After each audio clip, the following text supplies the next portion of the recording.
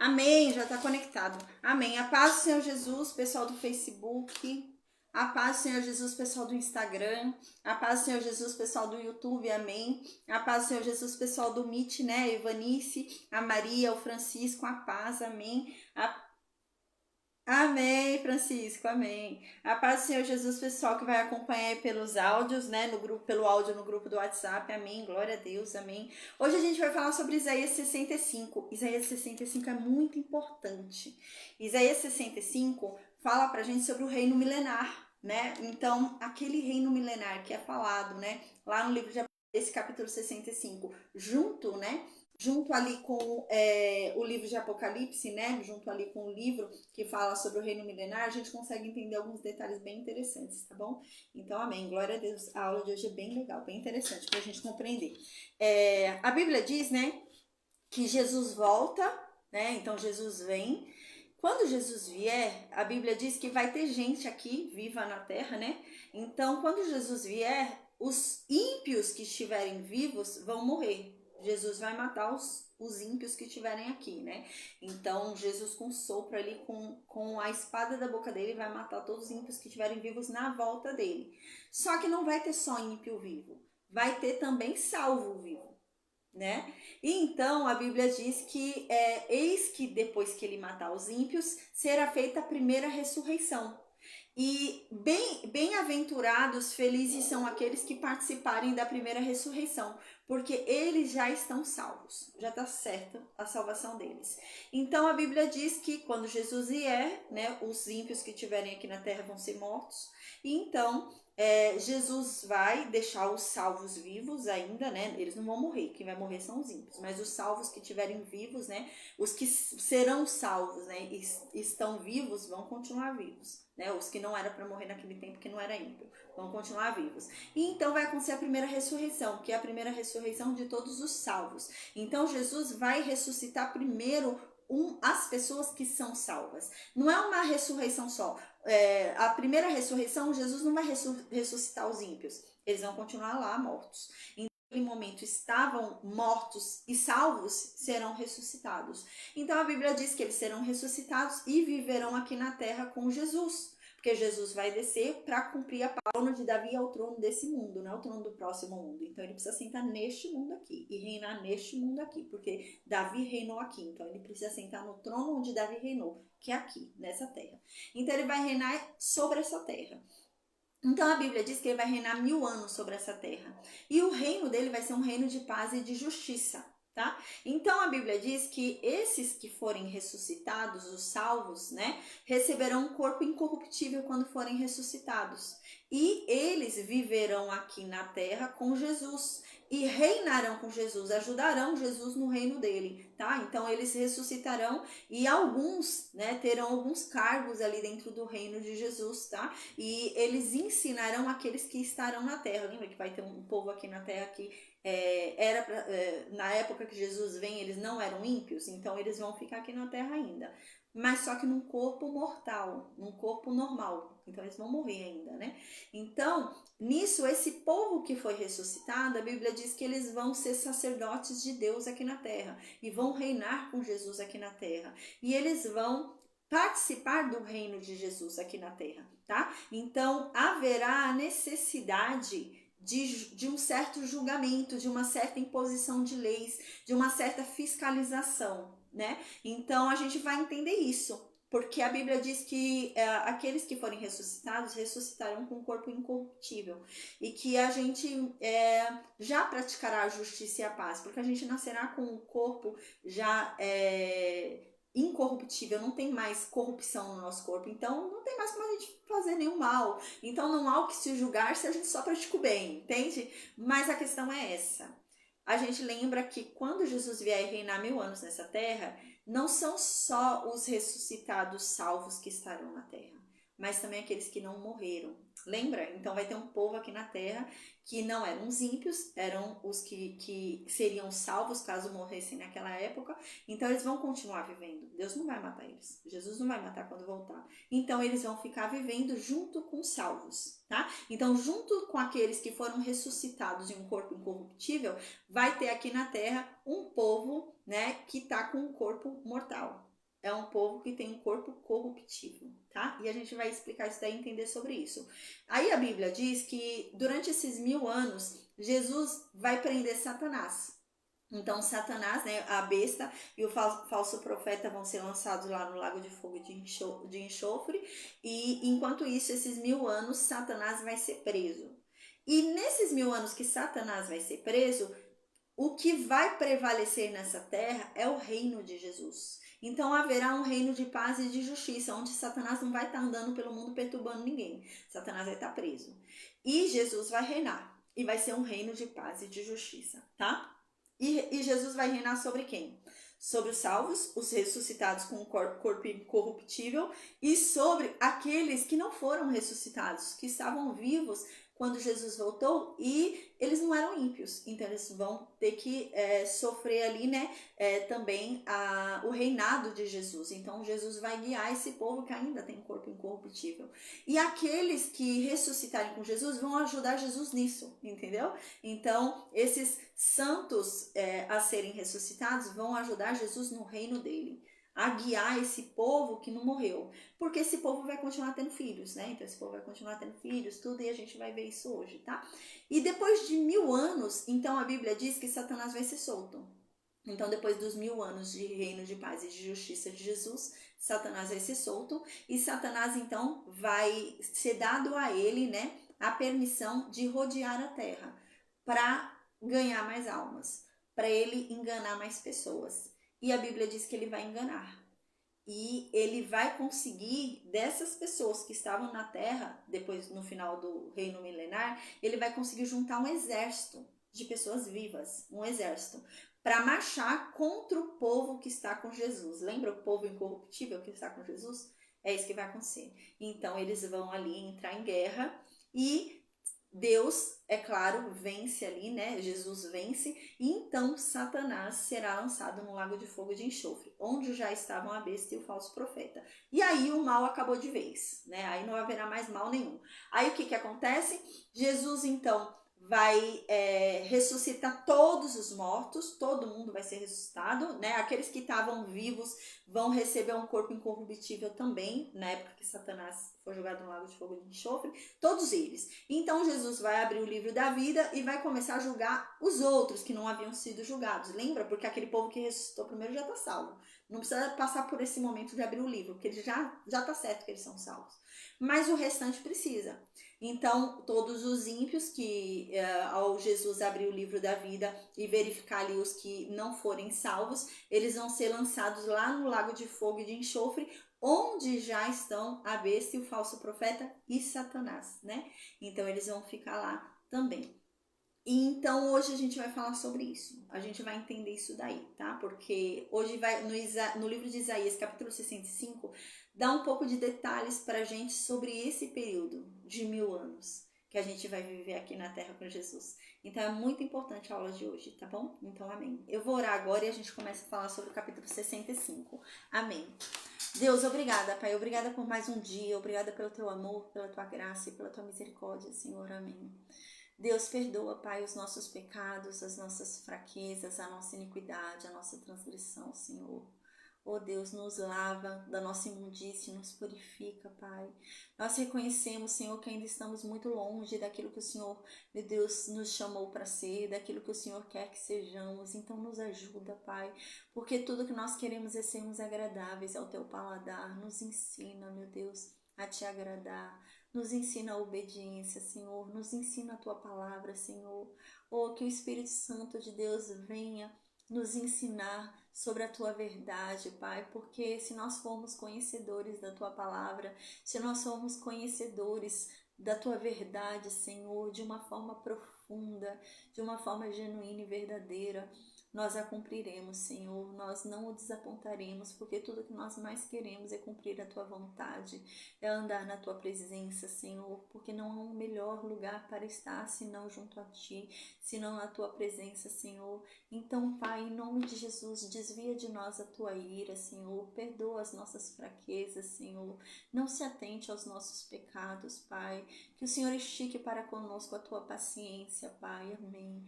Que o Senhor fale conosco com amabilidade, vulnerabilidade, que o Senhor derrame sobre nós da tua benignidade, que o Senhor nos guie com mansidão, Senhor.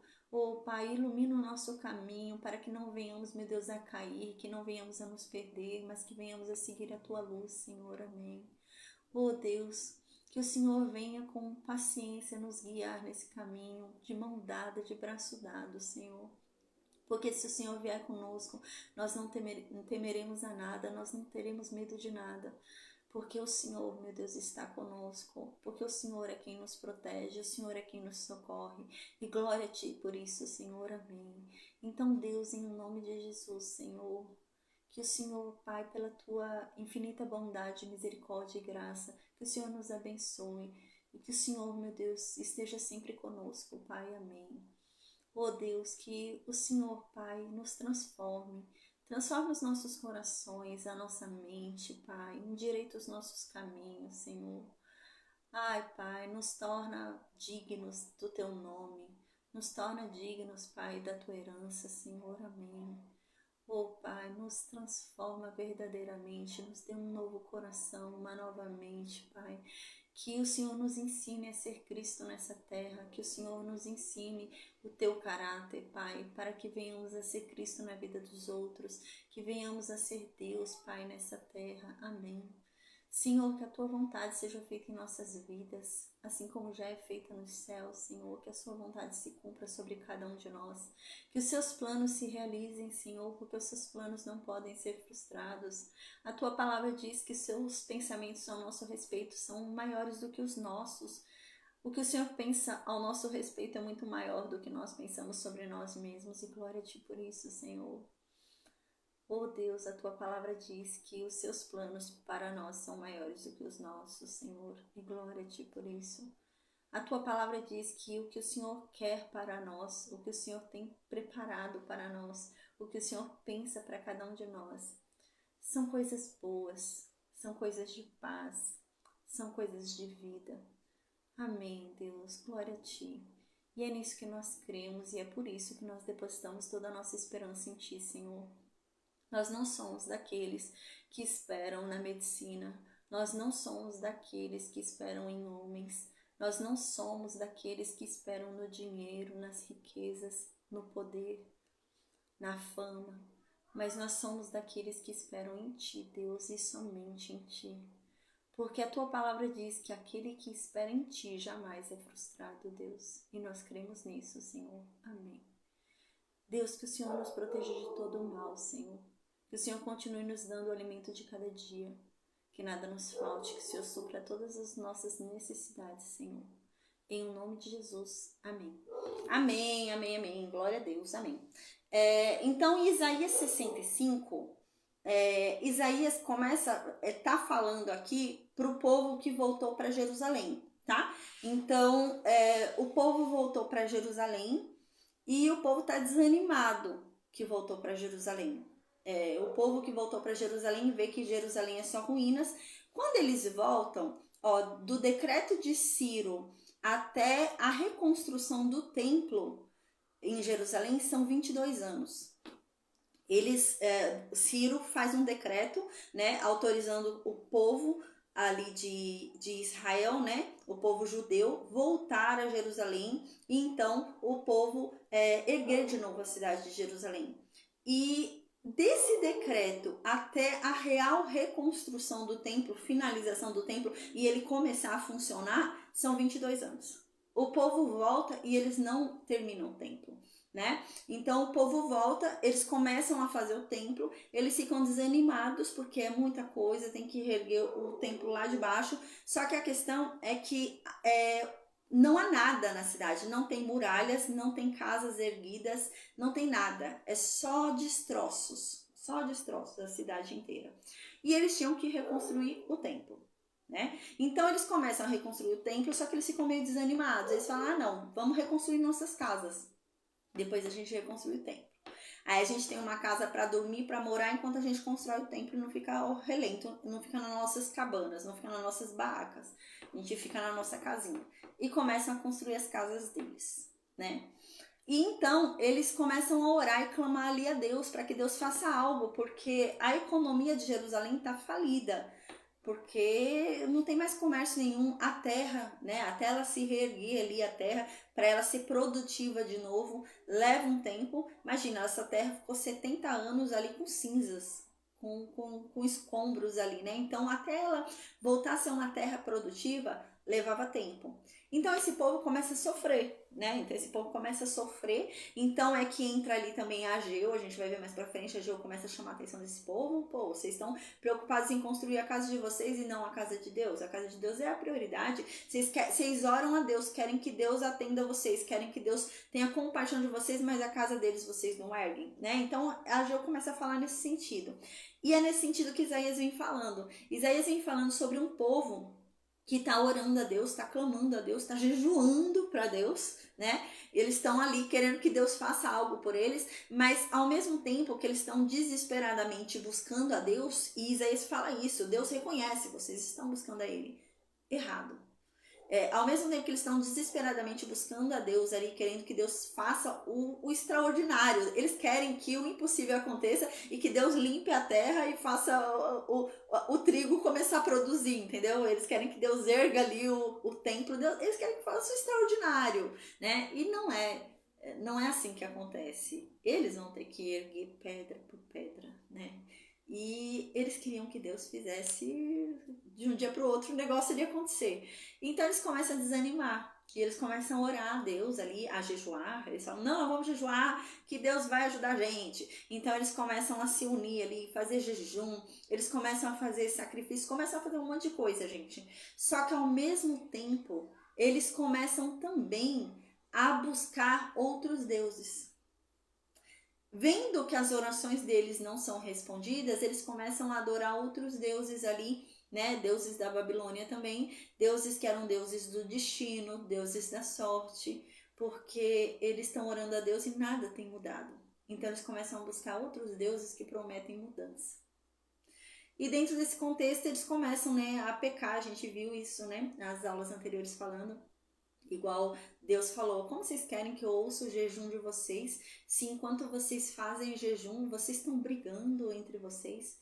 Vocês estão fazendo jejum para mim, querendo que eu atenda a orações de vocês, mas quando o seu vizinho vem te pedir comida, você ignora?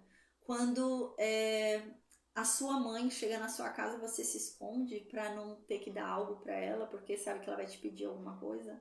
E você quer que eu ouça a sua oração? Se você não tem compaixão de quem você vê, você quer que eu tenha compaixão de você, que é inferior a mim?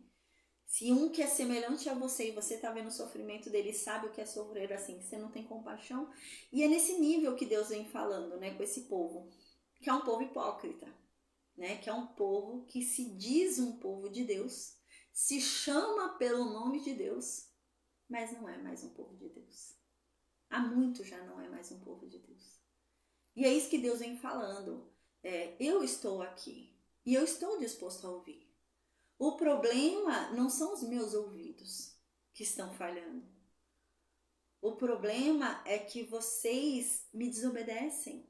O problema é que vocês não me buscam da forma correta. O problema é que vocês não cumprem as minhas leis. E é nesse sentido que Deus vem vindo, né? Falando com esse povo, tá? Então agora... esse capítulo continua nesse sentido, desse povo que está lá em Jerusalém, está frustrado, quer que Deus faça alguma coisa, né? E ao mesmo tempo eles estão clamando para Deus, se dizendo um povo de Deus, mas eles não estão seguindo a lei de Deus, né? É nesse sentido, tá? Deixa eu ver o que mais eu anotei aqui. Tem outra informação importante que eu anotei. De quando eles voltam ali do decreto de Ciro até a reconstrução do templo são 22 anos. E do decreto de Ciro até a reconstrução da cidade inteira, de arrumar toda a cidade, Jerusalém ficar toda boa, as casas reconstruídas, tudo bom para morar, são 90 anos, tá? Então na época ali do filho de Xerxes ali, do marido de Esther, tá? Então vai ter uma segunda leva que vai ali na época do filho do marido de Esther, que a gente vai ver mais pra frente, tá? Ali vai ser a segunda leva do pessoal que vai, tá? Então, amém. Eu vou começar então agora a leitura aqui, explicação, tá? Diz assim no versículo 1 do livro de Isaías, capítulo 65. Nossa, estou muito feliz que amanhã a gente finalize esse livro, glória a Deus. Diz assim, lembra, gente, que no capítulo anterior, nos capítulos anteriores, Isaías veio vindo numa oração. Isaías vinha como se fosse uma pessoa do tempo de Daniel orando. Então Isaías falava assim, Senhor, cadê aquele Deus que fez grandes prodígios e sinais? Cadê aquele Deus que abriu o mar por nós? Eu sei que Abraão tem vergonha de nós hoje. Eu sei que Isaac e Jacó têm vergonha de nós hoje. Mas o Senhor Deus é o nosso Pai. Não abandona nós também não, né? Então a gente lembra que Isaías ia falando isso para Deus. Então no final do capítulo anterior, o que foi que Isaías falou para Deus, né? Isaías falou, Senhor, a gente reconhece que a gente pecou, a gente errou mesmo, mas perdoa os nossos pecados, né? Até quando que o Senhor vai nos entregar a nossa própria luxúria, o próprio capricho dos nossos pecados? Até quando, né? Que vai ser isso? Então nos ajuda, nos liberta dos nossos pecados, nos ajuda. Então Isaías termina a oração do capítulo dele anterior dizendo assim, Senhor, será que o Senhor não está vendo? Jerusalém está queimada. O seu templo foi queimado. O Senhor não vê o que está acontecendo? A sua cidade santa foi destruída. E o Senhor não vai fazer nada. Lembra que ele terminou assim? Agora Deus responde. No capítulo 65, Deus começa a responder a oração de Isaías. Então, Deus diz para esse povo que está lá, orando, suplicando, jejuando, esse povo não sabe mais o que fazer, se humilhando para que Deus responda as orações deles, entendeu? E Deus então diz assim, eu fui buscado por aqueles que não perguntaram de mim. Eu fui achado por aqueles que não me buscaram. E eu disse para eles, estou aqui, estou aqui. Há uma nação que não foi chamada pelo meu nome. Que lindo. Aqui Deus está dizendo, eu nunca tive inerte a vocês, Judá. Eu nunca deixei de ouvir. Eu sempre estive disposto a acolher vocês, se vocês me buscassem. Se vocês decidissem realmente me encontrar, eu estaria muito disposto. Mas vocês nunca quiseram me encontrar verdadeiramente. Vocês nunca quiseram me buscar de coração. Então eu permiti que um povo que não era meu me encontrasse. Eu permiti que um povo que não era meu me achasse. E eu fiquei ansioso quando eles começaram a me procurar. E eu comecei a dizer, eu tô aqui, alguém me vê, alguém me quer, eu tô aqui. E era uma nação que não foi chamada pelo meu nome. Eles não eram conhecidos como meu povo, pelo contrário. Mas eu me permiti ser achado por eles. Uau, gente, Deus está respondendo a oração de Isaías. E Deus vai falar daqui a pouquinho sobre Judá, que é um povo ingrato. Então aqui Deus está falando sobre nós. Deus está falando aqui sobre os gentios. Então diz sobre Deus, nunca se interessaram para ajudar com Israel. Mas Deus se permitiu ser buscado por esse povo. Então diz, fui achado por aqueles que não me buscaram. Uau! É num desenhar, né, que eu já ouvi uma vez falar assim, Deus, às vezes parece que é tão difícil achar Deus que parece que ele não quer ser achado, né? Às vezes é tão difícil encontrar Deus que parece que ele não quer ser achado. Aqui é totalmente contrário disso. Deus não é inerte. Sabe o que Deus está dizendo aqui? Sabe aquela pessoa, por exemplo, né, que nunca foi procurada, nunca foi buscada por ninguém. Aí ela vai com uma plaquinha dizendo o que ela faz e fica parada para que as pessoas vejam quem é ela. Deus está falando que está fazendo isso. Ele se permitiu ser buscado por pessoas que não perguntaram sobre ele. ao povo que ele se apresentou, rejeitou ele. Então agora é como se fosse uma pessoa com uma plaquinha dizendo tudo que sabe fazer, sabe? Tudo que pode fazer, e fica parado assim no meio de um povo que ele sabe que vai buscar, né? E então ele se mostrou. Ele se mostrou para um povo que nunca perguntou sobre ele. E ele foi achado por esses que nunca o buscaram. Ele se mostrou. E quando o viram, ele falou: eu tô aqui, eu tô aqui. Eu existo, eu tô aqui. É naquele desespero, né? A Bíblia, quando fala duas vezes a mesma coisa, é que há um desespero, há uma pressa, né? Então ele tá nesse sentido: eu tô aqui, eu tô aqui, eu tô aqui. Peraí que tem alguém querendo entrar aqui. A paz, Daniel! Então ele vem nesse sentido: eu tô aqui, eu tô aqui. A paz, meu irmão, amém. Amém. Amém. Amém. Amém. Também, graças a Deus. Amém. Glória a Deus. Seja bem-vindo. Amém. Amém. Ah, amém. Aí ele vem nesse anseio, né? Eu tô aqui, eu tô aqui. E eu estou aqui para uma nação que nunca foi chamada pelo meu nome. Uau! Eu tô aqui, disposto a fazer por um povo que nunca foi conhecido como meu povo. É sobre os gentios que ele está falando. Então agora ele vai começar a falar sobre o povo de Judá. Porque a oração era do povo de Judá, né? Aí Deus diz no versículo 2: todos os dias eu estendi as mãos para vocês, mas vocês são um povo rebelde. Vocês são um povo que ficou andando por um caminho que não era bom. Vocês ficaram correndo atrás dos seus próprios pensamentos. Eu estendi a mão para vocês, para ajudar vocês, mas vocês não queriam minha ajuda.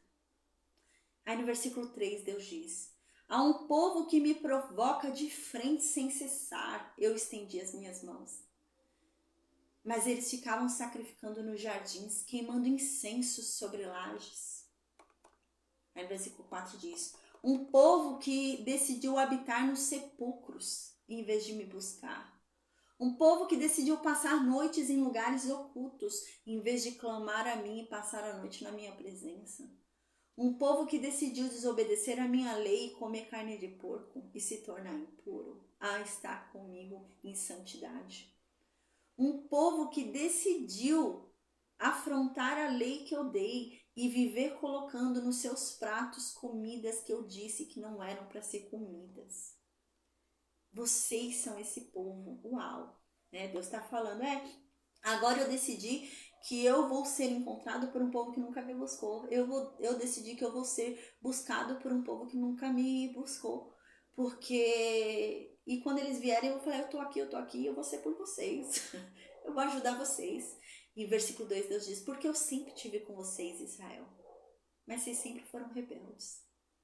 Vocês sempre decidiram andar pelos seus próprios caminhos. Vocês nunca decidiram ouvir a minha lei e obedecê-la. Vocês nunca decidiram ouvir os meus conselhos e segui-los. Vocês sempre acharam que sabiam mais do que eu e quiseram seguir seus próprios conselhos. Eu sempre estendi a minha mão para um povo que vivia me provocando de frente, sem parar. É que nem um filho, sabe, que provoca um pai, fica peitando o pai assim? É isso que Deus está falando. Vocês iam me provocar de frente. Vocês iam me afrontar de frente. E eu ali sempre estendendo a mão para vocês. Eu estendendo a mão para vocês e vocês indo estender a mão de vocês lá nos jardins para oferecer sacrifício para outros deuses. Eu estendendo a mão para ajudar vocês e vocês estendendo a mão para queimar incenso para outros deuses nas lajes de vocês em Jerusalém. Vocês são um povo que preferem passar a noite nos sepulcros. Vocês preferem passar a noite com os mortos do que com Deus vivo de vocês. Era um povo que começou a praticar necromancia, né? Tinha isso lá na Babilônia também. Então, eles voltaram para Jerusalém com esses costumes, né? Então, eles ficavam consultando os mortos. E é isso que Deus está falando. É um povo que prefere habitar nos sepulcros. É um povo que prefere habitar com os mortos do que habitar com Deus vivo. É um povo que decide passar a noite em lugares ocultos. Sabe, antigamente, é igual aqueles filmes, se você assistir um filme antigo, você vai ver isso. As bruxas, quando elas iam fazer algum feitiço, alguma coisa, elas não faziam ao ar livre, gente. Elas iam numas cavernas, bem, um lugar mais escuro que tivesse mais sombrio, sabe? Elas iam fazer lá as bruxarias, feitiços, essas coisas, né? E é isso que eles estavam fazendo. Eles iam e passavam a noite nos lugares mais ocultos, fazendo bruxaria, fazendo adivinhações. Era um povo que estava desesperado pelo futuro deles. Então eles estavam vendo que a terra não estava se reerguendo, a economia não estava melhorando, né? O negócio estava difícil e eles queriam que Deus agisse rápido, né? Eles queriam que Deus fosse uma entrega iFood ali, né? Que fosse rápido, uma comida, aquela express, né? Não. Então aqui Deus diz, vocês são um povo que vivem comendo carne de porco, né? A gente lembra que um dos pontos da aliança da lei é que eles não podiam comer carne de porco. Mas a lei diz que se comesse carne de porco, não é que você deixava de ser o povo de Deus. Você ficava um tempo impuro, lembra? Então você ficava um tempo impuro, depois você ia lá fazer a purificação e então você podia se achegar a Deus. Mas durante aquele período que você estivesse impuro, você não podia, você não podia entrar na presença de Deus. Deus não ia te ouvir. Você podia orar que Deus não ia te ouvir. Deus ia ficar bem longe de você. Então, é esse sentido. Você comeu carne de porco, você pode orar que Deus não vai te ouvir, não. Porque há uma distância. Você comeu carne de porco, você se tornou impuro, há uma distância entre vocês. Suas orações não vão ser ouvidas. Até que você vá lá e se purifique, né? A gente lembra que a purificação era lá, né? Tomar um banho e tal. Ele ia ter que se purificar. Toda vez que eles comiam carne de porco, eles tinham que fazer isso, né? Para se purificar. Mas não era um erro assim que fazia com que eles deixassem de ser um povo de Deus e fossem expulsos do arraial. Não era nesse nível, tá? Mas o que é que Deus está falando aqui? Eles começaram a decidir por comer carne de porco. Então não é que eles comeram uma vez carne de porco e eles foram lá se purificar, o que já era errado porque está descumprindo a lei de propósito. Mas eles começaram a comer todo dia. Começou a ser normal para eles. Eles viviam comendo. Todo dia eu tô comendo carne de porco. Todo dia eu tô comendo carne de porco. Né? E lá na Babilônia se comia. Então eles voltaram para Jerusalém com esse costume. Então eles ficavam sempre comendo carne de porco. Todo dia. Ou seja, todo dia eles eram impuros. Viviam sendo impuros. Nunca estavam puros. Estavam sempre impuros. Todo dia comendo carne de porco. Eles preferiam comer a carne de porco e se tornar impuro a sacrificar o seu eu, a sua vontade, o seu desejo e se tornar santo e puro e andar na presença de Deus. Eles preferiam realizar os desejos da alma deles, né? Ainda que custasse se afastar de Deus. E é isso que Deus está falando. Nunca foi problema meu. O problema nunca foi a minha inércia. O problema nunca foi o meu ouvido. O problema nunca foi que eu não quis ajudar. O problema é que vocês nunca vieram me buscar da forma certa. Vocês sempre foram hipócritas. Vocês sempre me buscaram da forma errada. Vocês sempre fizeram errado, né? Nesse sentido que Deus vem vindo. Então aqui diz, no final desse versículo, pondo nos seus pratos postas impuras. Então você vê que não era uma coisa que foi assim, né, uma vez. Não, é todo dia. Todo dia eles estavam comendo carne de porco. E isso mostra um desrespeito total à lei de Deus. Eles estavam nem aí para a lei de Deus. Estou nem aí, eu vou comer carne todo dia. Sendo que a lei de Deus, a aliança da lei, dizia que se eles comessem carne de porco, eles se tornariam impuros. Então eles não podiam chegar na presença de Deus. Eles não podiam nem chegar perto do templo. Vocês lembram disso? Tinha um afastamento ali, a pessoa que comeu carne de porco não podia chegar perto do templo. Tem um sacrifício que você comia, né, parte do sacrifício, que era o sacrifício lá de Ana, né, de Penina, de Ana lá, né, esse sacrifício era o sacrifício pacífico, então você ia lá, oferecia esse sacrifício a Deus, parte desse sacrifício era comido pelos sacerdotes, parte era dada a Deus e parte a pessoa comia, era um sacrifício dizendo que estava todo mundo em paz ali, dizendo que estava um relacionamento bom com Deus, entendeu? Estava tudo certo. As pessoas impuras não podiam participar desse sacrifício, porque não estava tudo bem com Deus. Não estava tudo certo com Deus. Elas estavam afastadas de Deus. E aí está falando aqui, esse povo vivia impuro. Esse povo vivia comendo carne de porco. e então quer que Deus atenda as orações deles. Quer que Deus desça dos céus e haja, faça a terra tremer, faça tudo acontecer por um povo desse que consulta os mortos, um povo que se rebela contra a lei de Deus, um povo que o desobedece, um povo que prefere ficar andando sobre os seus próprios pecados, a ouvir a voz de Deus, se arrepender e mudar. E Deus vai descer para acudir eles? Não vai. Então aqui no versículo 5, Deus continua dizendo.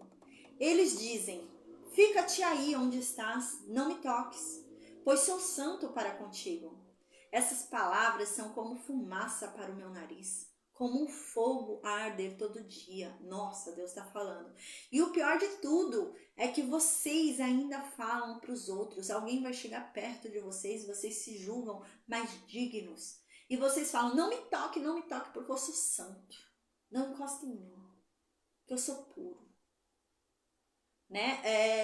Provavelmente aqui deviam ter servos ali, né? Eles voltaram ali da Babilônia, deviam ter alguns servos, alguma coisa assim, né?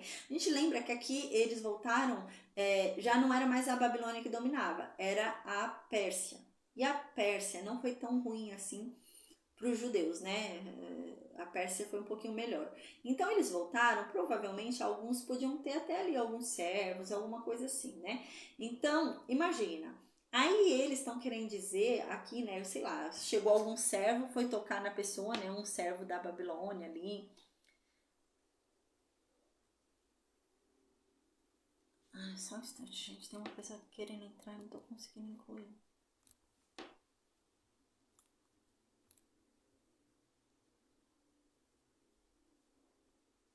Ah, agora entrou. A paz, Romão, seja bem-vindo, amém. Então, o que Deus está falando aqui, né? Deus está dizendo, e o pior de tudo é que vocês ainda se acham santos. Vocês ainda acham que são um povo santo. Aí alguém vem chegar perto de vocês, vem tocar vocês, e falam, não me toque não me toque não que eu sou santo. Não me toque não que você não é digno de tocar em mim. Porque há santidade em mim, não toque em mim. E aqui Deus diz, essas palavras são como fumaça no meu nariz. É como um fogo ardendo todo dia para mim. Eu fico irado quando eu ouço isso, é isso que Deus está dizendo. Eu fico irado quando eu ouço isso. Que absurdo. Gente, aqui é o princípio dos fariseus, né? Os fariseus começam a surgir aqui, né? É um povo já que se acha mais santo. Não toque em mim que eu sou santo, né? No Novo Testamento, os fariseus, né? Eles preferiam orar em público. Quando se orava, um fariseu estava orando, você tinha que parar tudo que você estava fazendo. Então, por exemplo, eu estou na rua comendo pão e um fariseu passava e começava a orar, eu tinha que parar de comer o pão, ficar parado esperando ele terminar a oração dele, entendeu? Alguém estava trabalhando, fazendo alguma coisa ali, aí veio um fariseu e começou a orar, a pessoa todo mundo parava. Tinha que parar tudo que você estava fazendo, em respeito à oração do fariseu. E eles faziam de propósito. Eles iam no meio do povo de propósito, para mostrar que eles estavam orando, para se aparecer. E é isso que Jesus falava. Era contra isso que Jesus falava. Que eles eram uns hipócritas. Eles não precisavam ir em público para orar. Em vez deles irem orar no lugar que eles têm que orar, que é no oculto, não. Eles oravam de propósito no público para dizer que eles eram mais santos. Para que os outros se calassem e respeitassem a oração deles, entendendo que eles eram mais santos do que eles. E é isso que vem acontecendo aqui. Né? É nesse sentido que vem vindo já um povo já sendo desenhado de uma forma farisaica, né? É nesse sentido. Aí então Deus diz no versículo 6, pois bem, tudo está gravado diante de mim. Eu estou anotando tudo. Tudo bem. Eu estou anotando tudo que vocês estão fazendo. E eu não vou ficar quieto. Eu não vou ficar calado enquanto vocês não pagarem por tudo que vocês estão fazendo completamente. Enquanto eu não tiver retribuído, segundo tudo que vocês fizeram, eu não vou descansar. Versículo 7. Sim, enquanto eu não tiver pago as iniquidades de vocês e as iniquidades dos pais de vocês, diz Deus. Porque os pais de vocês também queimaram incenso sobre os montes, também queimaram incenso sobre as colinas e ficaram me envergonhando. Eu vou medir a obra de vocês uma a uma. E eu vou retribuir a cada um de vocês segundo a recompensa que vocês merecem. Aí no versículo 8 diz: assim diz Deus, como quando se encontra o suco em um cacho de uva, se diz, não vás destruí-lo, pois ele contém uma bênção. Do mesmo modo, agirei em prol dos meus servos, não os destruirei de todo. Imagina uma cena onde tem um cacho de uva, onde a maioria das uvas ali estão estragadas. Você olha que a uva tá feia, o negócio tá feio ali. Só que ainda dá para tirar um suco de uva dali. Dá para espremer bem e ali dá para ser um suco de uva. É isso que Deus está falando. Assim como quando você olha para um cacho de uva e você fala, não, eu não vou destruí-lo porque ainda dá para sair uma bênção desse cacho de uva. Apesar dos apesares. Apesar de tudo, dá para sair uma bênção que é o suco de uva daí. Assim são vocês para mim. Eu vou espremer vocês. E eu ainda vou tirar de vocês uma bênção. Apesar de aparentemente estar tão estragado, né? É aquele mesmo sentido que Isaías vem sempre falando. Haverá um remanescente. Porque parece impossível. Como que Deus vai cumprir a promessa dele de enviar o Messias da casa de Davi, né? Da descendência de Davi, vai mandar um Messias salvador de toda a humanidade, né? O Cordeiro perfeito, sem pecado desse povo. Como assim? Como que vai vir? Esse povo vai conseguir ficar vivo até lá, do jeito que eles pecam? Esse povo vai conseguir subsistir até que Deus cumpra ou não, né? Porque eles mesmos estão se destruindo, como que vai ser? E Deus sempre faz essa promessa. A gente vai observar isso na Bíblia. Deus sempre faz essa promessa. Não. Eu ainda vou manter vocês vivos porque há um remanescente. Há um povo ali, né? Um pequeno povo ali fiel. E desse pequeno eu farei um grande povo, né? Nesse sentido, eu vou ainda. Por causa de alguns ainda eu vou filtrando. Eu vou pegar como se fosse uma peneira e vou peneirando ali, mas eu ainda vou deixando, porque eu vou cumprir o que eu disse. E de vocês vai vir o Messias. Ainda haverá. Eu ainda consigo fazer um suco de uva aí de vocês. Apesar da uva estar tão feia, de vocês estarem tão... Ainda consigo fazer. Então aqui Deus está dizendo isso. Aí no versículo 9 diz: e farei sair de Jacó uma descendência, e de Judá eu farei sair um herdeiro dos meus montes. E os meus escolhidos a herdarão, e os meus servos habitarão ali. Eu ainda vou fazer uma descendência sair de Jacó. Uau! Deus está falando, não, ainda vai ter uma descendência decente de Jacó. Eu ainda vou criar de Jacó uma descendência. Eu vou fazer um milagre aí e vai segurar. Daquela raiz ali quase toda podre, eu vou fazer ainda a folha brotar. Vou fazer. E de Judá eu digo, o herdeiro ainda vai vir. Parece algo tão difícil, né? Tão impossível. Um povo tão corrompido desse. E Deus fala, não, o herdeiro ainda vai vir de Judá. Ele ainda virá. Eu darei um jeito. E eu vou criar uma nova descendência para Jacó. Se essa já tem o envergonhado, eu criarei uma nova descendência. Então aqui diz, e os meus escolhidos a herdarão, e os meus servos habitarão ali. E será o Saron um pasto de ovelhas, e o vale de Acor um lugar de repouso para bois, para o meu povo que me buscou. Uau! Aqui Deus está falando sobre um outro povo. Lembra que ele falou no início do versículo de hoje? Ele falou que um povo que não me buscou me encontrou. Né? Eu fui buscado por um povo que não me procurava. E eu fui achado por um povo que nunca me buscou. E eu decidi me revelar para eles. Um povo que nunca foi chamado pelo meu nome. Mas eu disse ansiosamente, eu tô aqui, eu tô aqui. E agora Deus está falando para esse povo que me buscou. Eu darei a terra. Eu deixarei que eles habitem ali. E essa terra vai ser como Saron. Vai ser como o Vale de Acor. Vai ser um lugar muito bom. Gente, isso daqui parece impossível. Lembra o cenário? Era uma terra que era improdutiva, não tinha como ter uma produtividade tão rápida. Era uma terra que passou 70 anos debaixo de ruínas, né? Tinha aquela cinza porque queimou toda a cidade, né? Foi destruída toda a cidade. Imagina 70 anos isso ali na terra. E agora eles voltaram, vão tentar plantar de novo nas terras, então demora. Mas aqui Deus está prometendo, não. Essa cidade, a minha cidade, aqueles que me buscarem verdadeiramente, aqueles que me buscam vão habitar nela. E ela vai ser tão verde. Vai ser um pasto tão verdejante, tão extraordinário, com águas, assim como Saron, assim como o vale de Acor. Acor vai ser um lugar de repouso para os bois, vai ser um lugar muito bom. Gente, essa cena era impossível para aquele povo visualizar, né? Por conta da degradação ali da terra, de tudo. Mas é isso que Deus está falando, né? Que aqueles que o buscam verdadeiramente terão essa recompensa. Dessa terra verdejante. De habitar no lugar que ele escolheu.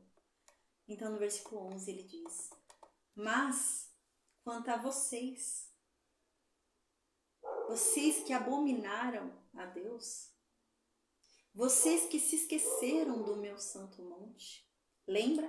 Deus está respondendo a oração de Isaías. Deus está falando. Deus está respondendo a oração de Isaías. Aí no versículo 11 Deus diz: mas quanto a vocês, vocês que me abandonaram, vocês que se esqueceram do meu santo monte e que decidiram preparar uma mesa para celebrar com Gade, vocês que decidiram oferecer misturas em taças cheias para Mene, em vez deles fazerem um banquete com Deus, em vez deles participarem da oferta do sacrifício pacífico que eu acabei de falar com vocês e sentarem à mesa com Deus, porque eles comeriam do sacrifício com Deus, eles participariam do banquete com Deus, eles preferiram participar do banquete com o Deus Gade. Esse Deus Gade era um Deus do destino. Então, eles começaram a oferecer sacrifícios para esse Deus Gade, porque eles estavam com medo do destino deles. Então, eles estavam com medo do que ia ser deles. O que vai ser da gente? O que vai ser da minha descendência? O que vai ser dos meus netos, dos meus filhos, dos meus bisnetos? Eles começaram a oferecer sacrifícios e comer dos sacrifícios que ofereciam para Gade, o Deus do destino. Então, assim como eles deviam participar do sacrifício com Deus, né, o sacrifício da oferta, que é aquele que Penina, que Ana participava, né, eles faziam esse tipo de sacrifício e comiam do sacrifício que eles ofertavam para esse Deus Gade, que é o Deus do destino. Eles preocupados com o destino. Então eles iam e ofereciam também taças, faziam ofertas, sacrifícios líquidos para o Deus chamado Mene.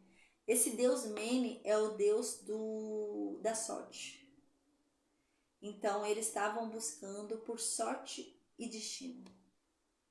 Eles estavam ansiosos para que a sorte deles mudasse. Eles estavam querendo, não, eu preciso que minha sorte muda. Eu preciso que minha sorte mude. Eu preciso que minha sorte mude, que a terra seja uma terra próspera, que a colheita seja boa. Eu preciso que apareça aqui mais comerciantes. Eu preciso que o negócio melhore, a economia. Então eles começaram a adorar o Deus Gade, do destino, e o Deus Mene, Deus da sorte.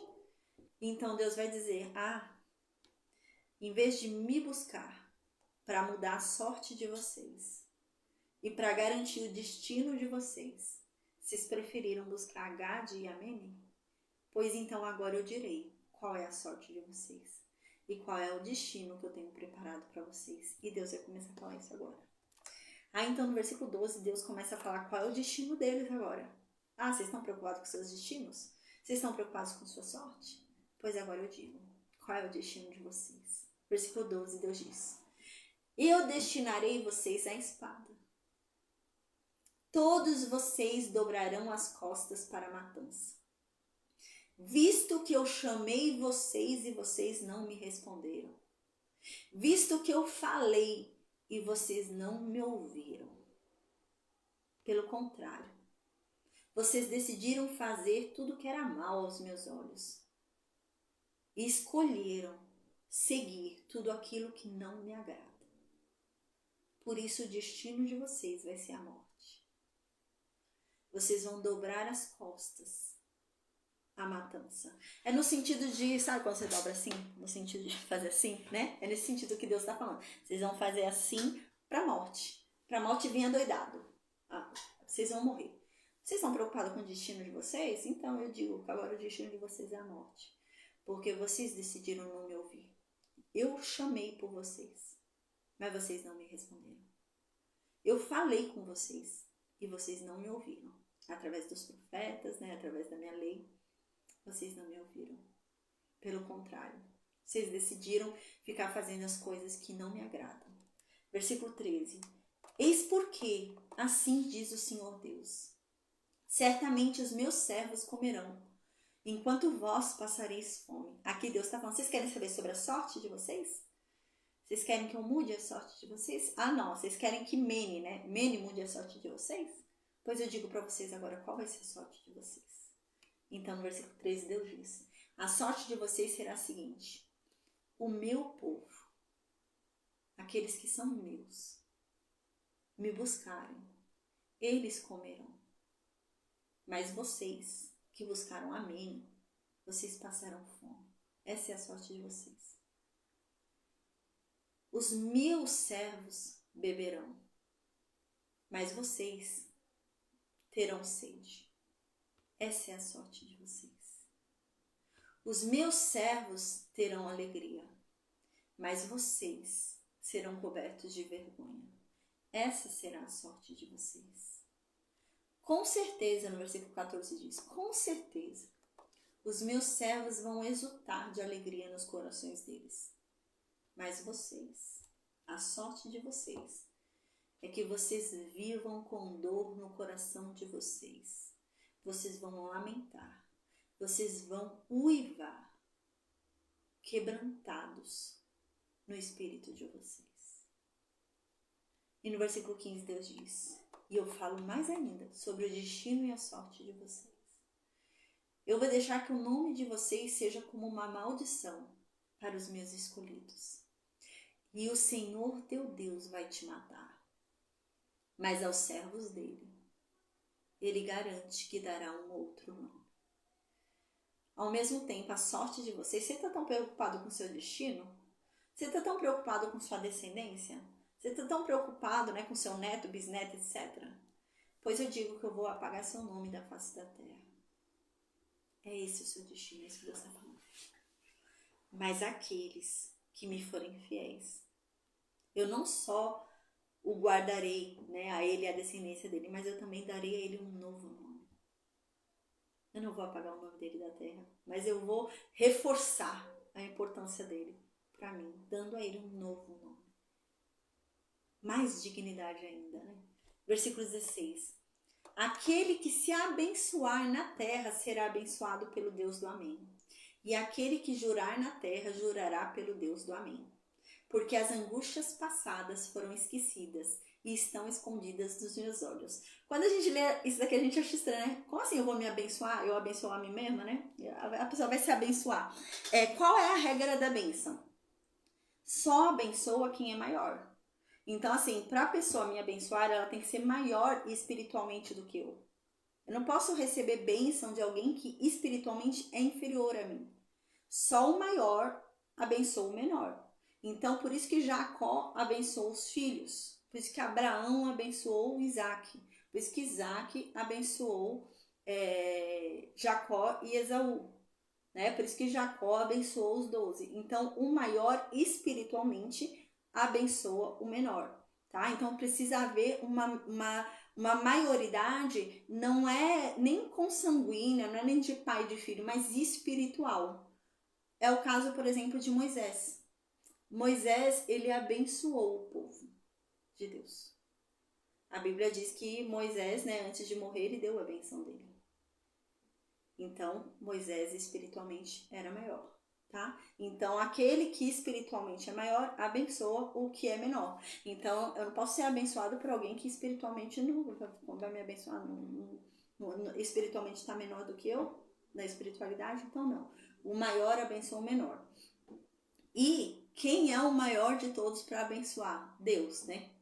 Então Deus é o maior de todos para abençoar espiritualmente. Então eu posso abençoar a mim mesma? Não posso. Porque precisa ser alguém maior do que eu espiritualmente para me abençoar. Então a bênção que eu dou sobre mim mesma é válida? Não, porque o maior tem que me abençoar, não eu mesma. Eu mesma não posso me abençoar. Mas olha o que Deus está falando aqui. Aquele que se abençoar e for fiel a mim, e for meu servo, eu cumprirei a bênção que ele deu. É no sentido de eu falar uma palavra para mim, eu me abençoar, falar que algo vai acontecer na minha vida e Deus confirmar o que eu estou dizendo. Ou seja, quem foi que me abençoou? Fui eu mesma que me abençoei? Não. Foi Deus, porque ele confirmou o que eu disse. Entendeu? Então é isso que está dizendo aqui. Todo aquele que for fiel a Deus, todo aquele que for um servo de Deus, obediente, e tudo aquilo que ele disser, trazendo sobre ele aquela bênção, será confirmada por Deus. E acontecerá.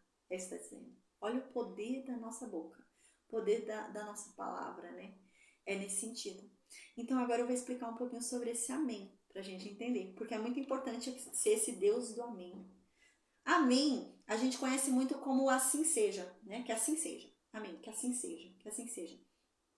No hebraico vai muito além disso. É quando você vai buscar a origem dessa palavra no hebraico, ela vem de uma raiz hebraica que significa, deixa eu pegar minha colinha aqui, significa ser firme, significa ser confiável, significa ser certo, significa ser confirmado. Uau! É isso que significa amém. Não é que assim seja, é estar confirmado, está certo, está garantido, está sólido. É isso, é firme. Então aqui está dizendo, aquele que se abençoar, ou seja, aquele que falar algo bom para si mesmo, se abençoando aqui nessa terra, será abençoado pelo Deus do amém. Então Deus vai cumprir o que a pessoa diz, porque Deus vai o abençoar com relação ao que ele falou. Ao Deus do amém, ao Deus do amém. Lembra o que é o amém? O amém é o firme, o sólido, confirmado, né? Então é o Deus que confirma. É o Deus que está fazendo aquilo virar realidade. É nesse sentido. É o Deus que vai fazer aquilo que você falou virar realidade. Aqui tem muita diferença. Se você fala, eu já vi muita gente lançando bênção sobre si mesma, né? Vai dar tudo certo na minha vida, em nome de Jesus. Eu vou conseguir esse emprego. E amanhã vão me ligar com a graça de Deus. E não sei o que, né? Muita gente falando isso. Você está lançando bênção sobre você mesmo. Você está lançando palavras boas sobre você mesmo.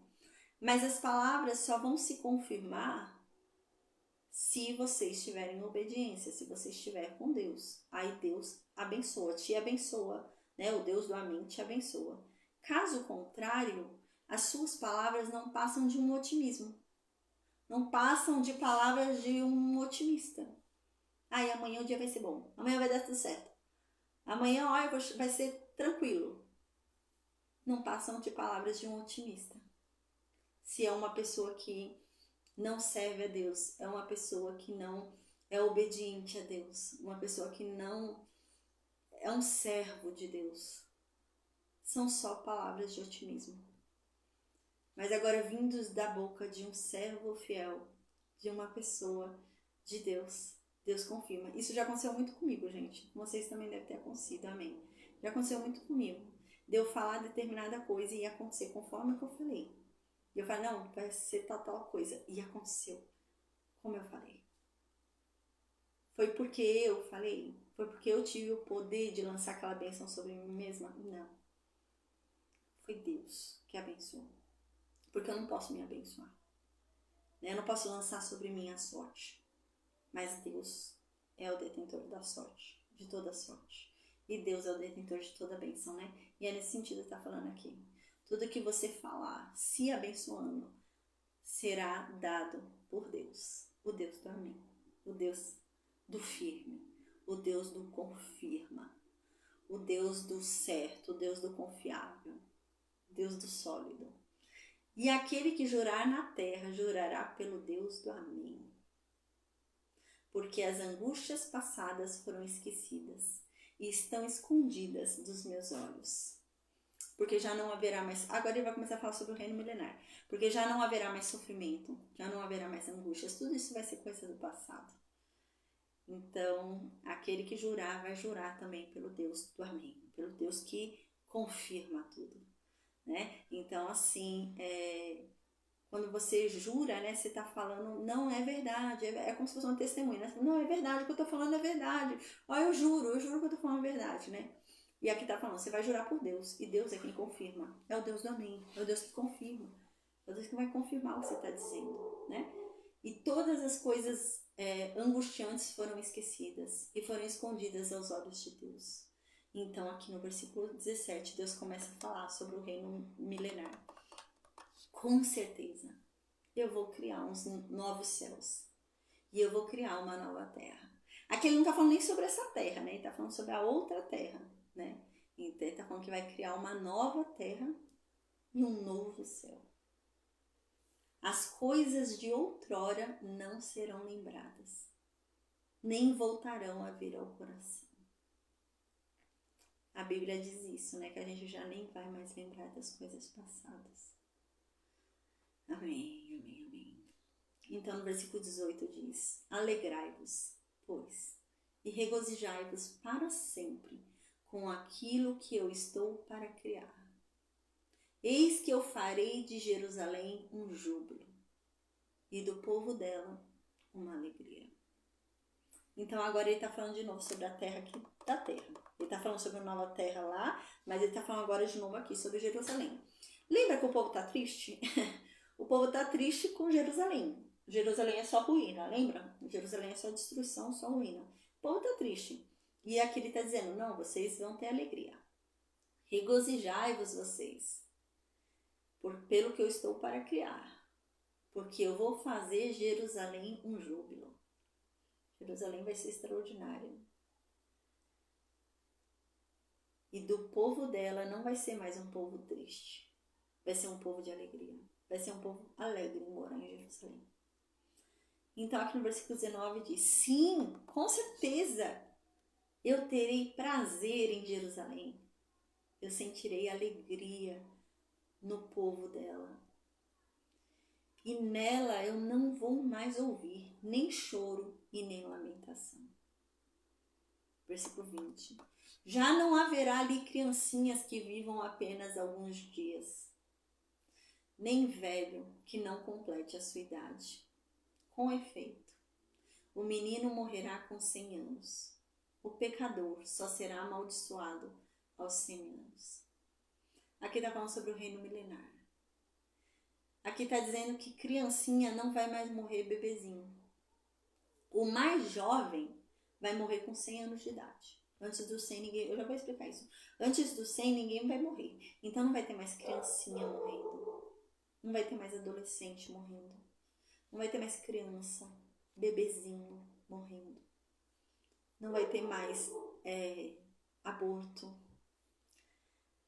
O mais jovem que morrer vai ter 100 anos no mínimo. É isso que está dizendo. E aqui diz que o pecador só vai ser amaldiçoado aos 100 anos. Antes disso, não. Então aqui você vê que continua tendo morte, né? Então agora vamos entender isso daí.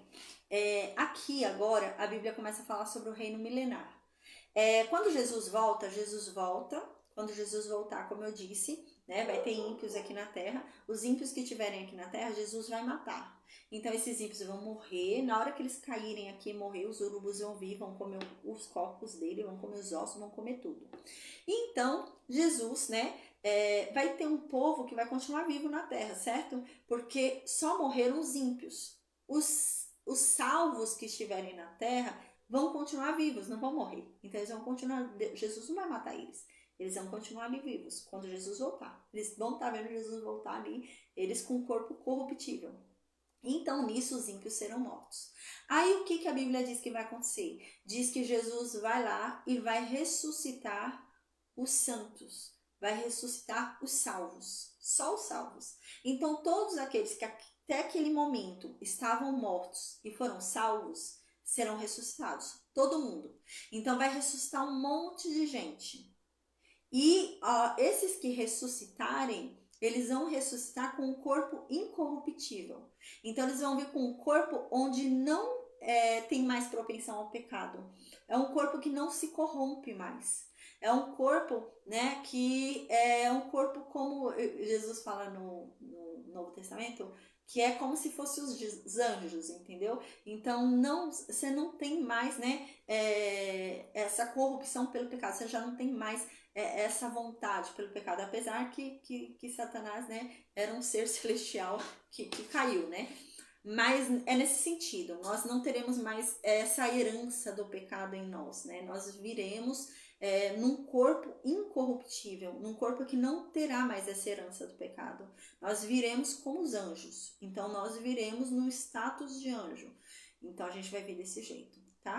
Então esses serão santos. Mas, gente, vai ser uma carne, osso normal. E a gente vai ficar aqui com Jesus reinando nessa terra. O que acontece? Jesus vai estar sentado no trono de Davi, em Jerusalém, e esses santos ressuscitados vão reinar com Jesus. E Jesus, provavelmente, pelo que a Bíblia dá a entender, ele vai ter uma certa hierarquia no reino dele, então alguns vão ficar como líderes em alguns lugares, e vai ser distribuído assim para que eles ajudem Jesus no reino deles, né? Então, nisso, esses ressuscitados santos, a Bíblia diz que eles devem se alegrar porque eles já estão salvos.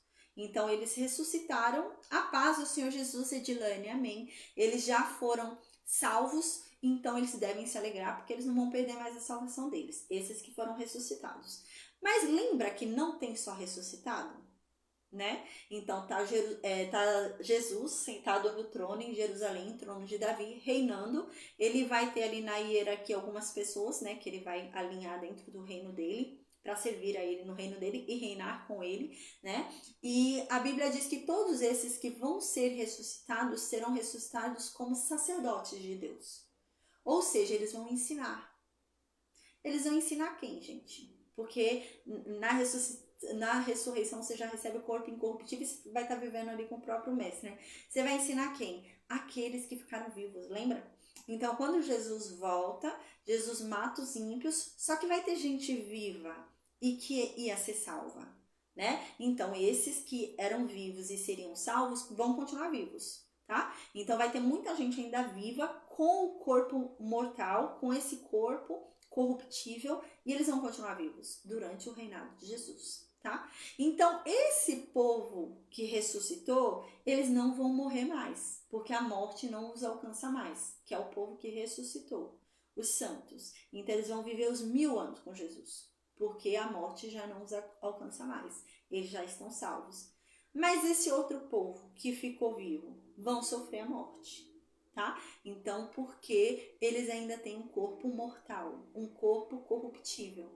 Então, eles vão viver nessa terra, vão continuar procriando, vão continuar tendo filhos, vão continuar se reproduzindo, e assim vai indo, né? E eles vão morrer, tá? Mas o que a Bíblia está falando? Esse povo já não vai mais, por exemplo, a mulher engravidar e ter aborto. No reinado de Jesus, não. Elas vão ter o filho. No reinado de Jesus já não vai ter mais criancinha pequena morrendo. O mais jovem que morrer durante o reinado de paz e de justiça de Jesus vai ter 100 anos. Desses que estão corruptível ainda. Então, o que morrer mais jovem vai ter 100 anos. Mas a gente lembra, os santos ressuscitados ninguém morre. Porque é já salvo, tá? Então tem essa diferença entre os dois. E esses santos ressuscitados, eles devem pregar para esses que estão com o corpo corruptível, tá? Então eles vão ter que trabalhar dessa forma para o reino de Deus, porque a gente vai ter que trabalhar esses 1000 anos aqui na terra no reino. A gente vai trabalhar para um reino, entendeu? A gente vai servir um rei, então a gente vai ter trabalho, a gente vai ter serviço, tá? Então é nesse sentido, a gente vai ter que pregar para esse povo que ficou vivo. E eles vão continuar procriando, eles vão continuar tendo filhos, vai continuar gente nascendo deles, né? Só que a diferença é que agora não vai ter mais aborto, as crianças não vão morrer, o mais jovem vai morrer com 100 anos. E aqui dá uma informação muito importante. Diz assim, o pecador só será amaldiçoado aos 100 anos. A gente pensa, caramba, mas é o reino de paz e de justiça. É o reino de Jesus. E ainda vai ter pecador? E o pecador é amaldiçoado só com 100 anos? Que pecador? Sim, gente. Lembra que eu falei no início da aula? O mal não foi destruído ainda. O mal ainda existe. O que que acontece? No reino milenar, quando Jesus voltar, né? Quando Jesus destruir os ímpios que estiverem aqui na terra, mandar a besta e o falso profeta lá pro lago de fogo de enxofre, Jesus nesse momento não vai destruir Satanás. Jesus neste momento vai trancar Satanás. Então Satanás vai ficar preso por 1000 anos, que é esse tempo do reinado de Jesus. Então Satanás vai ficar preso por 1000 anos, e com Satanás preso por 1000 anos, Jesus então vai sentar no trono e vai erguer um reinado de paz e de justiça. Então ele vai tomar decisões ali e decidir sobre aquelas coisas com base na paz e na justiça, tá? Mas o que acontece? O mal ainda existe. Então, o mal ainda pode estar no coração, não dos ressuscitados, mas daqueles que estavam vivos. Lembra que tem um corpo corruptível? Então, o mal ainda pode estar no coração deles. Só que o mal não vai ser manifestado como é hoje, por exemplo. Se uma pessoa matar a outra, vai ser julgado por Jesus, com base num reino de paz e de justiça. Ninguém vai passar ileso. Não vai haver mais injustiça como é hoje. Então, se alguém cometer algum pecado, alguma maldade, alguma coisa, vai ser julgado com justiça. E isso provavelmente vai fazer com que as pessoas limitem a maldade delas, né? Então, as pessoas vão dar uma segurada na maldade delas durante o reino de paz e de justiça ali de Jesus, né? Então, considerando isso, dentro dessa perspectiva, é que é dito aqui, o pecador só será amaldiçoado aos 100 anos. Ou seja, a maldade ainda vai estar no coração humano, apesar de Satanás estar preso. Então você observa que assim, Satanás está preso, não tem nenhum demônio andando pela terra tentando convencer ninguém. Só é Jesus reinando. E os santos reinando com ele ali, né? Os sacerdotes ali reinando com ele. E o povo da terra, ainda com o corpo corruptível, sendo ali, né, os súditos, né, sendo ali guiados por Jesus, né, pelo rei. Então, dentro dessa perspectiva, você observa que Satanás não está ativamente incentivando o mal, mas a Bíblia mostra claramente pra gente que o problema não é só Satanás, mas que o problema é a humanidade caída. Porque ainda que Satanás não fique nesses 1000 anos pregando aqui na terra, tentando ganhar almas aqui na terra, porque ele vai estar preso, não vai fazer nada, só vai ter Jesus reinando, não vai ter nenhum demônio aqui perturbando ninguém. Não vai ter. Vai ser só Jesus reinando e os santos reinando com Jesus e ensinando esse povo sobre Jesus, sobre a obediência e sobre a salvação, porque eles ainda não estão salvos, lembra? Então vai continuar incentivando ali. Então, dentro desse contexto, você vê que a maldade não depende, não vai depender de Satanás, vai além de Satanás, mas está dentro da própria humanidade caída, porque eles vão continuar praticando o mal. Porque a Bíblia diz que depois de 1000 anos, Satanás vai ser solto. E quando Satanás for solto, a Bíblia diz que vai ser dada a ele a permissão de andar sobre a terra. E lembra que a terra vai ter os santos, porque os santos vão viver 1000 anos junto com Jesus. Mas vai ter aquele povo do início dos 1000 anos que foi tendo filhos, né? Então eles vão ter descendência. Então, imagina, 1000 anos aí, tendo filho, são pelo menos 100 anos. Tá falando 100 anos, pelo menos a pessoa vai viver, né? Então a pessoa vai ter muitos filhos. Então imagina esse monte de filho que vai tendo. Em 1000 anos é muita gente com um corpo corruptível. Muita gente ainda com carne mortal, só de descendência, né? Então, nesse sentido, Satanás vem e começa a rodear a terra e começa a chamar os seus soldados. Ou seja, vão ter pessoas ruins. A Bíblia deixa isso claro pra gente, que quando Satanás for solto 1000 anos depois, vão ter pessoas ruins aqui na terra. E quem são essas pessoas ruins? Não são os santos que foram ressuscitados, porque eles já estão salvos. São esses que tem o corpo corruptível, que foram os descendentes, né? Porque o povo vai continuar morrendo esses 1000 anos aí, né? O povo que tem o corpo corruptível vai continuar morrendo esses 1000 anos, e então eles vão ter descendência e vão morrendo, vão ter filhos e vão morrendo, vão ter filhos e vão morrendo, e vai ser dentro dessa perspectiva aí, tá? Então, quando Satanás vier, a Bíblia diz que ele vai conseguir montar um exército. Então é muito claro que a própria humanidade caída é o problema, né? Porque Satanás não estava rodeando a terra tentando atazanar ninguém, tentando convencer ninguém do mal, mas não precisou de Satanás. A própria humanidade caída os convenceu do mal. Então, é um jeito, né, de Deus deixar bem claro que a humanidade caída precisa ser resolvida. E ela vai ser resolvida através do corpo incorruptível que nos é dado, tá? Então é dentro desse contexto que é falado aqui. Gente, é meio difícil, né? Meio complexo isso daí que eu tô falando. Espero que vocês tenham entendido. Deu pra entender? Será? É meio complexo. Então, o jeito de resolver esse problema da humanidade caída, né? Porque essa é a questão, o problema não é só Satanás. O problema não é ir lá e matar Satanás e deixar Satanás fora. Se a gente continuar com esse corpo, com essa humanidade aqui, a gente vai continuar pecando, a gente vai continuar errando. E o milênio prova isso. Tanto que Satanás vai conseguir juntar um exército. E é um exército de pessoas vivas, pessoas que vão estar ali ativas, né? Então, depois disso, né, vai ter esse exército aqui que Satanás vai juntar, rodeando a terra, chamando as pessoas ali. As pessoas vão vir para lutar contra os santos. Lembra que os santos que estão com Jesus reinando? Então, vão vir essas pessoas lutar contra os santos ali de Jesus que estão reinando. Então, neste momento, Satanás vai vencer ali o exército de... Satanás, Deus o livre. Deus, Jesus, vai vencer o exército de Satanás ali, né? E Satanás vai ser lançado, então, no lago de fogo de enxofre. E Jesus vai matar todos os outros, todo mundo vai morrer nesse momento. Exceto os santos, porque já estão ressuscitados. Mas de resto, todo mundo vai morrer. Lembra que eram corpos mortais, corpos corruptíveis, todo mundo morre. Então, neste momento, a Bíblia diz que Jesus vai abrir o livro, né? Então, ele vai começar a julgar essas outras pessoas. Então, por isso que diz, né, que ele vai julgar, vai ter alguns que vão ser salvos. Sim, que são esse povo que andou os 1000 anos aqui na terra, que morria, lembra? Que eles tinham filhos, morria, ia tendo descendência, ia andando. Então, eles vão ser julgados. Então, Jesus vai julgar agora uma segunda remessa de ressurreição. Jesus ressuscita todo mundo, até os ímpios, aí ressuscita todo mundo. Mas já teve a primeira remessa ressuscitada, lembra? Que foram os santos que reinaram com Cristo aqui 1000 anos na terra. Esses já estão garantidos, tá tudo de boa.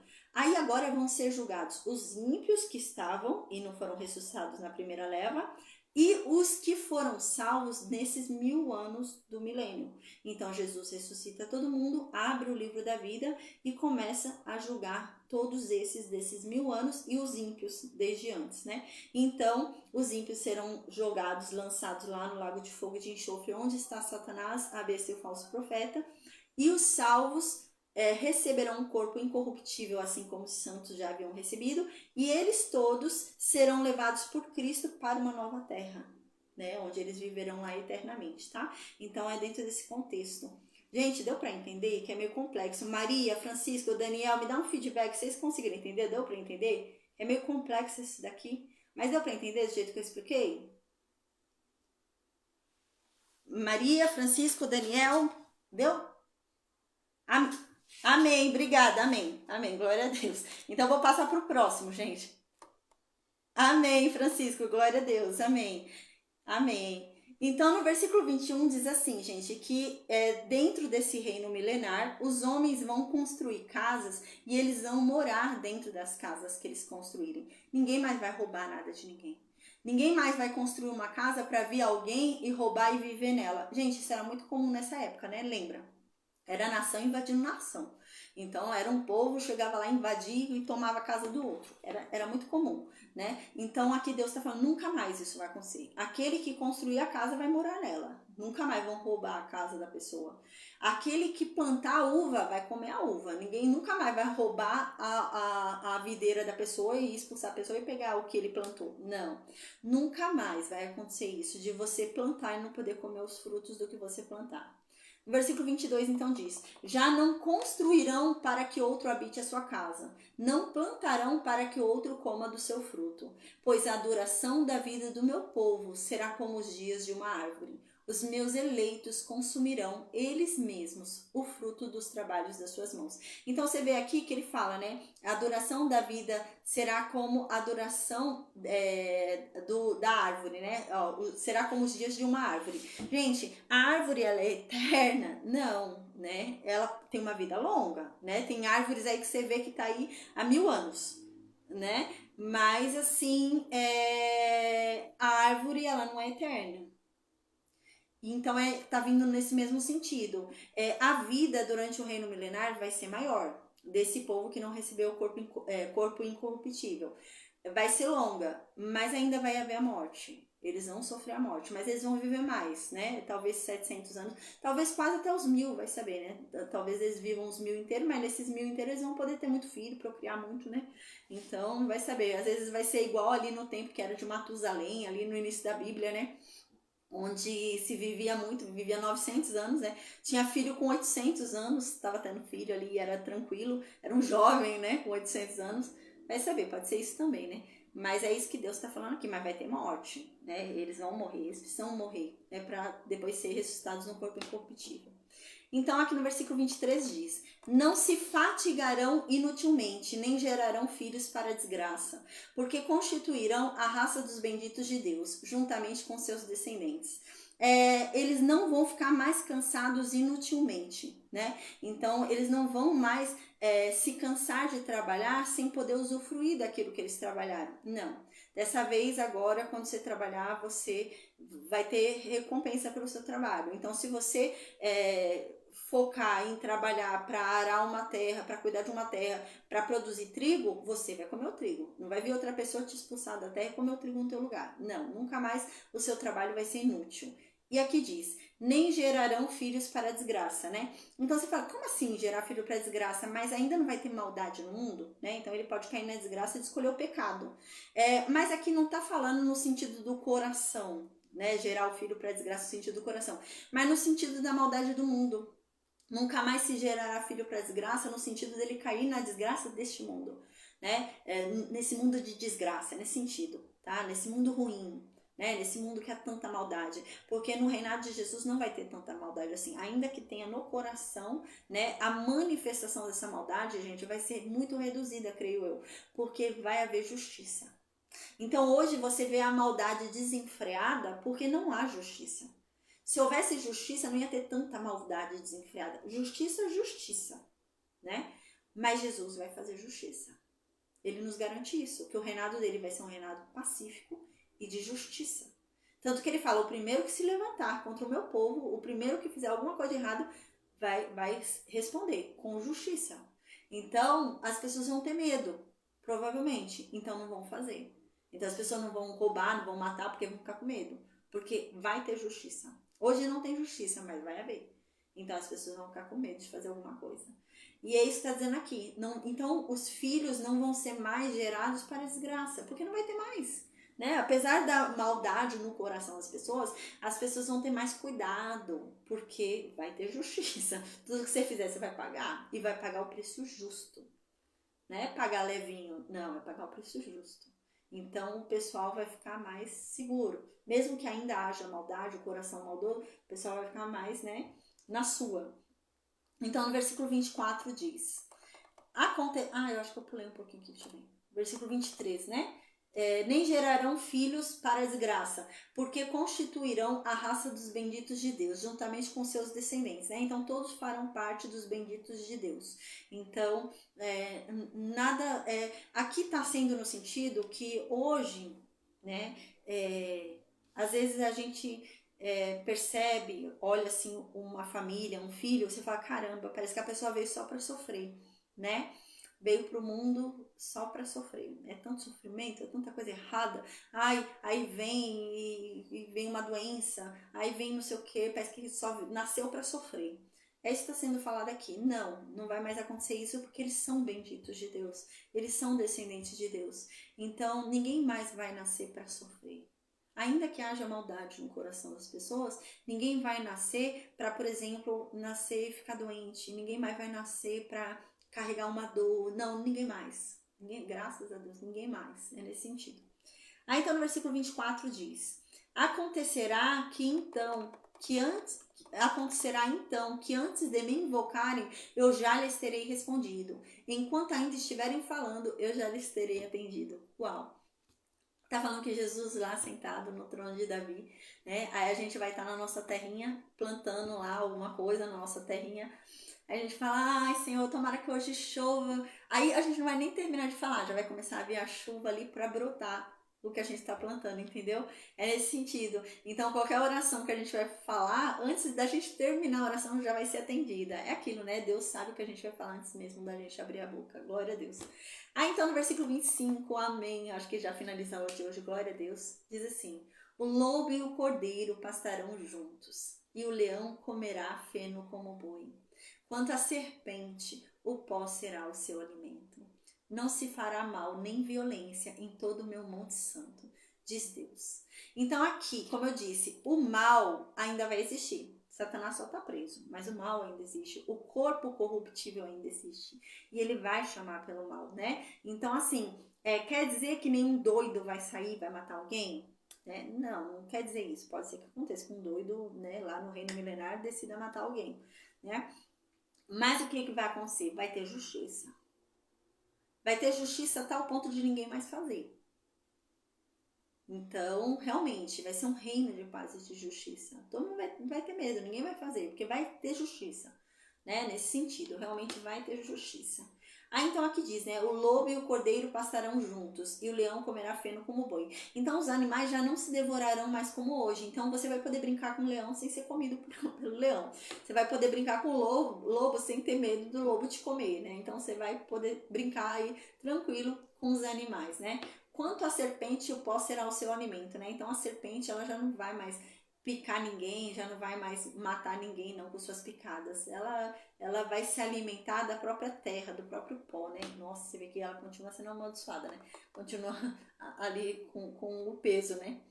E aqui diz, não se fará nem violência, mal nem violência em todo o meu monte santo, né? Então é isso que Jesus diz, né? Ainda que seja feito mal alguma coisa, ele já vai cortar.